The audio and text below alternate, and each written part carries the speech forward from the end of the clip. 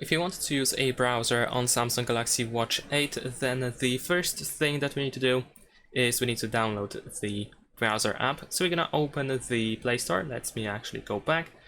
Over here, you should be able to find this search button. So just tap over here and then we can write browser.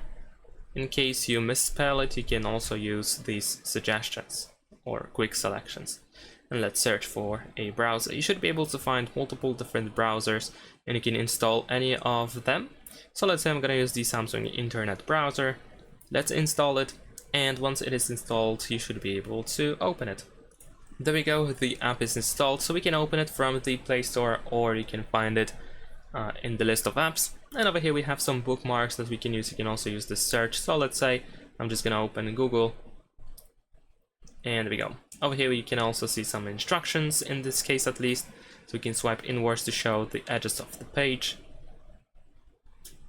We actually have to do this. Let's see if I can actually make it work. So unfortunately I cannot make it work, but yeah, you should be able to use the Samsung Internet Browser. And that's pretty much it. In case you don't like this browser for some reason or it doesn't work well for you, you can try any other browser instead.